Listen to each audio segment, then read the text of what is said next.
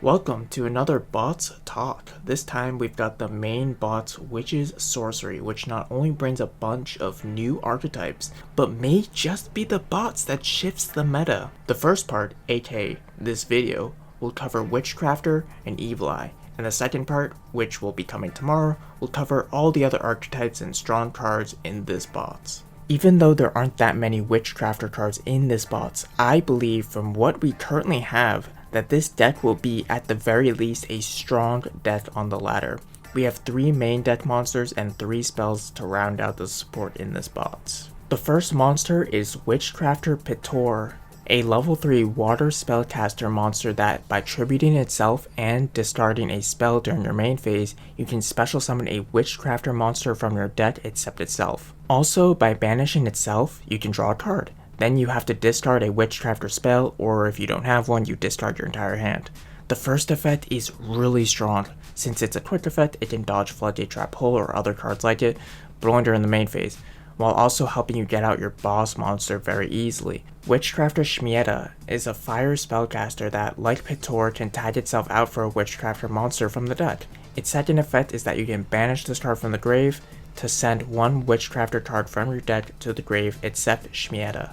The Witchcrafter spells have a unique property that make running SCHMIETTA absolutely mandatory to run, which I'll get into when we talk about the spells. Last but not least, the smug lolly queen herself, the boss monster, Witchcrafter Madame VERRE. A light level 8 spellcaster monster with the effect that during the damage calculation, if your spellcaster monster, which is any spellcaster monster, battles an opponent's monster, quick effect, you can reveal any number of spells with different names in your hand, and if you do, your battling monster gains 1000 attack and 1000 defense for each card revealed until the end of this turn. It has a second quick effect where by discarding one spell, you can negate the effects of all face-up monsters your opponent currently controls until the end of this turn. The stat boost is nice, but the real effect is the second effect, where you can shut down your opponent's board in one fell swoop. While it only affects monsters they currently control, it's like a super sanctified Dark Lord built into a single monster. While VERRE doesn't have an inherent way to special summon itself onto the field, the 2 smaller Witchcrafter monsters and some of the spells make it extremely consistent to set up a turn 1 VERRE. Witchcrafters, as I've stated before, have 3 spells. Each of these spells have 2 effects, and you can only activate one of them per turn. Holiday lets you bring back a Witchcrafter monster from the grave. Collaboration makes a Witchcrafter monster on the field able to attack twice, and when it attacks, your opponent can't activate spells or traps until the end of the damage step, kinda like an Ancient Gear Golem. Unveiling not only special summons a Witchcrafter monster from your hand as a quick play, but also makes your opponent unable to respond to your Spellcrafter monster effects for the rest of the turn. All of the Witchcrafter spells share an effect where, if it's in your grave during your end phase, you can add it back to your hand. This makes it so that discarding them for an effect, such as for VERRE, or even a card like Curse Seal the Forbidden Spell, isn't a minus at all. This effect gives the deck a ton of recursion and a great grind game. Each of these spells have some utility in the deck, especially in getting out and keeping Madame VERRE or the other Witchcrafter monsters on the field. The ratios can vary depending on what build you go for, but I recommend running at least 2 of each, since even if you don't need one of their effects on a certain turn, they're useful for maintaining an advantage or for using as fodder for an effect.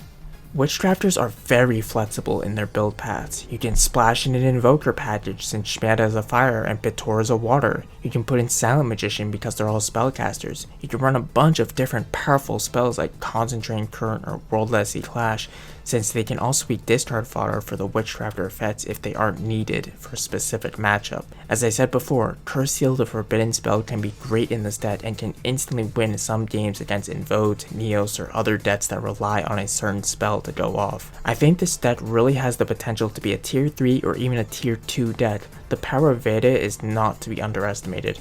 Here's a pure variant, here's an invoked list, and here's a list with Silent Magician, and here's a Lightsworn variant that easily fuels your grave with spells that you can add back to your hand during the end phase.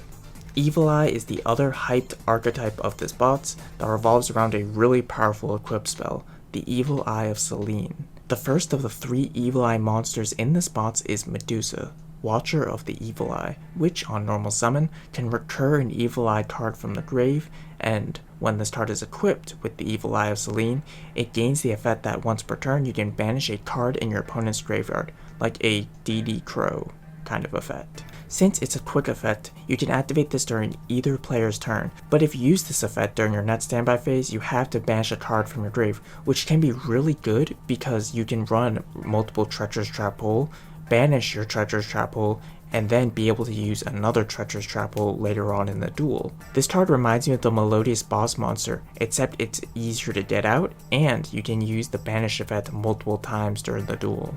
Basilius can special summon itself from your hand if you control an Evil Eye monster, and once per turn, you can Foolish Burial Goods an Evil Eye spell or trap from your deck. This card is great for sending Evil Eye of Gorgonio to the grave to use its effect, which gives you easy access to Selene or the other spells and traps in the deck. The other familiar is Tito Bulbous, which gives protection to your Evil Eye cards, and it's very mediocre. I wouldn't recommend running it at all. Onto the back row, we have the main card of the archetype, the Evil Eye of Selene. You can only equip it to an Evil Eye monster, and it provides 3 effects. The monster can't be destroyed by battle or your opponent's card effects, also your opponent cannot target it with card effects. The second effect is each time you activate the equipped monster's effect or you activate another Evil Eye spell or trap card, the equipped monster gains 500 attack, and if it does, you lose 500 life points. This attack gain remains even if this card leaves the field. Finally, if this card is in your graveyard, you can pay 1000 life points, then banish an Evil Eye spell or trap, except the Evil Eye of Selene, and then you reset the Evil Eye of Selene, and that effect is a once per turn. This card is absolutely insane, and one of the main reasons I'm seriously considering Curse Seal the Forbidden Spell as a tech card in other decks. It provides fantastic protection, stat boosts that stick even when this card leaves the field. It reduces your life points so it's easier to trigger skills, and it can recur itself. What a fantastic card. To make accessing Selene even more consistent, we have the Evil Eye of Gorgonio, which boosts your Evil Eye monster equal to the difference in you and your opponent's life points. But more importantly, you can banish this card from the grave to search any Evil Eye back row, including Selene. Sending this card to the grave with Basilisk to search Selene or the other back row makes this card worth running at least a few copies of, and the boost is not that bad either. Their field spell Evil Eye Domain Pareidolia searches an Evil Eye monster on activation. When your Evil Eye monster battles an opponent's monster, you can share the battle damage with your opponent. And finally, when this card is destroyed, you can add an Evil Eye monster from your grave to your hand. The first effect will be the best reason to run this card since it makes the deck even more consistent. The other 2 effects are very underwhelming. Maybe Double Cyclone can be run to pop this card, which gives you more advantage? I don't know. Evil Eye Confrontation is a spell that pops a back row if you control an Evil Eye monster, or banishes it if you control the Evil Eye of Selene. It's nice back row removal for the deck and means you don't have to play Cosmic Cyclone. Evil Eye Awakening is a monster reborn for the archetype, or if you control an Evil Eye monster, you can special summon an Evil Eye straight from the deck. I would say run maybe 1, since there are so many other consistency cards that are better than it, but it's pretty good. Evil Eye Repose is a continuous spell that reads, when you activate this card, you can banish an Evil Eye card from your grave, draw a card, which helps you cycle through your deck. Once per turn, after damage calculation, if your Evil Eye monster equipped with Evil Eye of Selene attacked an opponent's monster, you can banish that opponent's monster, which is a great way to deal with big indestructible boss monsters like Shiranui Sun Saga or Invoked Cocytus. If this card in the spell or trap card zone is destroyed by a card effect, you can target up to 3 of your banished Evil Eye cards, then return them to the graveyard. You can only activate 1 Evil Eye Repose per turn. This is definitely a neat card for the archetype as it helps patch one of the inherent weaknesses, the small stats. Solid one of. Evil Eye Reemergence summons tokens and can protect your back row from targeting, don't run it. Their last card is Evil Eye Defeat, which bounces a monster on the field back to the hand, or 2 if you control the Evil Eye of Selene. This is basically a super dual wield for the archetype, since it basically has no restrictions other than to control an Evil Eye monster. But also you can bounce your own Medusa to reuse its effect. It's just a super strong trap card. Evil Eyes have a ton of potential to be a top tier strategy. Their recursion and the sheer power of their cards gives me a lot of hope that this, along with Witchcrafters, will shake up the metagame. Here's a sample deck list, and tomorrow I'll talk about the rest of the cards and the archetypes in the bots. I'll see you later.